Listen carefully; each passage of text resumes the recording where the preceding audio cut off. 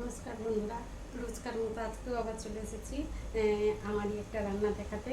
যদি তোমাদের ভালো লাগে এই আশা নিয়েই এসেছি। তো আজকের আমি দেখাবো আমি কিভাবে তেল পটল রান্না করি। তো চলো, আমি কড়াইটা প্রথমে গরম করে নেব। কড়াইটা আমার গরম হয়ে গেছে। বন্ধুরা দেখো, এই পটলগুলিকে আমি কিভাবে কেটেছি। একটু ছাড়িয়েছি, একটু ছাল রেখেছি, বাস আঁশটা ফেলে দিয়েছি। পটলের এদিকটা এইভাবে কেটেছি, তো এদিকটা এইভাবে কেটেছি।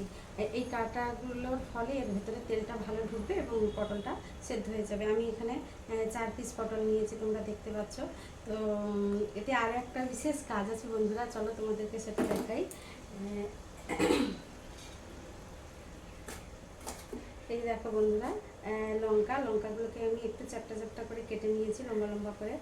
এটা হচ্ছে আমরা বলি, জানি না আর কে কী বলে, আমরা বলি বোম্বাই লঙ্কা। তো কাঁচা লঙ্কা নিয়েছি, কাঁচা লঙ্কাই নিতে হয়, কাঁচা লঙ্কা নিলেই ভালো হয়। তো এই লঙ্কাগুলি এখন আমরা এর মধ্যে ঢুকিয়ে দেবো। যদি বন্ধুরা আপনাদের কাছে এই লঙ্কা নাও থাকে তাহলেও হবে, এবং সেটা ভালোই হবে। সেটা হচ্ছে আপনারা যদি বেলেডাঙা বা সূর্যমুখী বা ঝুলন এই টাইপের যদি লঙ্কাগুলো ব্যবহার করতে পারেন তাহলে আরও ভালো হবে। তো আমি তো এই 4টে লঙ্কারই নাম জানি। আর একটা জানি, যেটা হচ্ছে ক্যাপসিকাম, যা আমরা মিষ্টি লঙ্কা হিসাবে চিনি।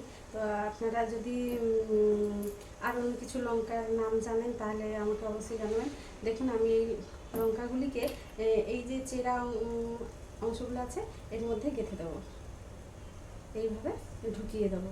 দেখুন বন্ধুরা, এই যে লঙ্কাটি আছে এরকমভাবে, চলো 4টের মধ্যে আমি ভরে নেব। লঙ্কাটা দিলে বন্ধুরা দেখবেন খেতে খুবই ভালো লাগে।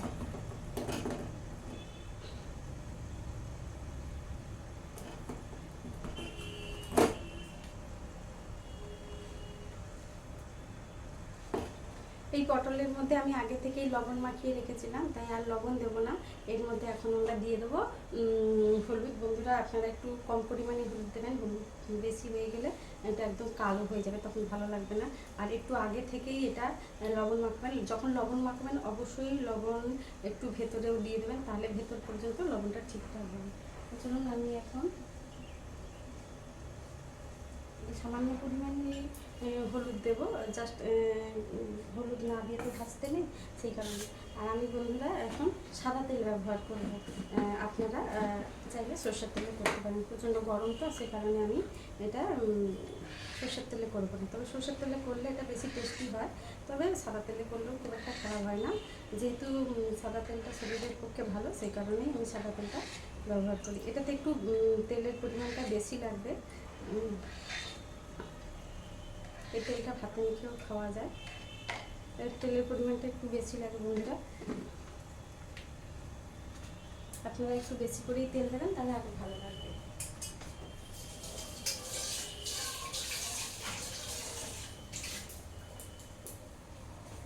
আমি বেশি তেল ব্যবহার করি না, সে কারণেই আমি বেশি তেল দিলাম না।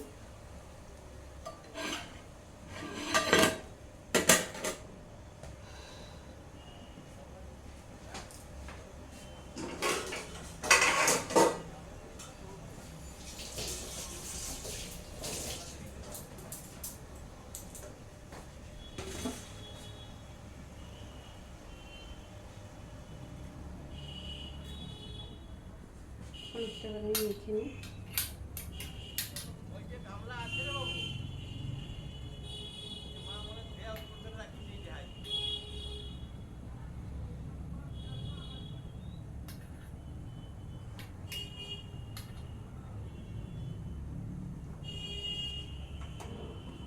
আমি এখন পটলগুলো দিয়ে দিই।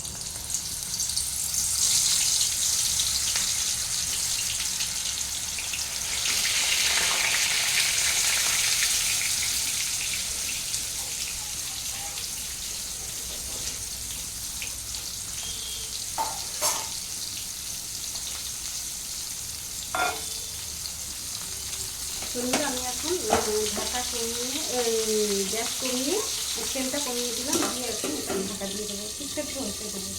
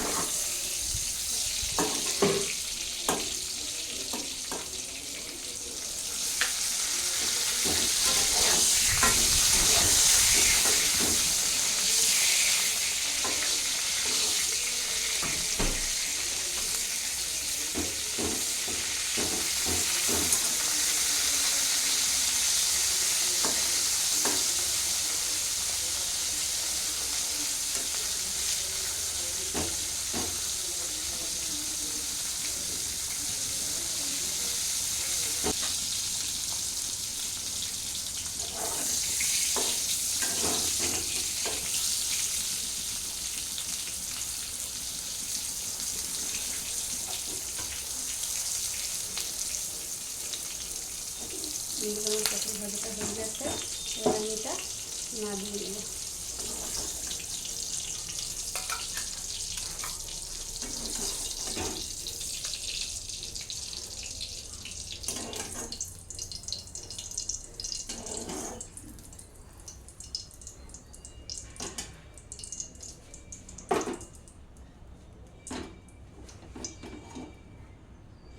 দেখো বন্ধুরা কেমন হয়েছে, তোমরা অবশ্যই বানিয়ে খেও আর আমাকে পরে জানিও।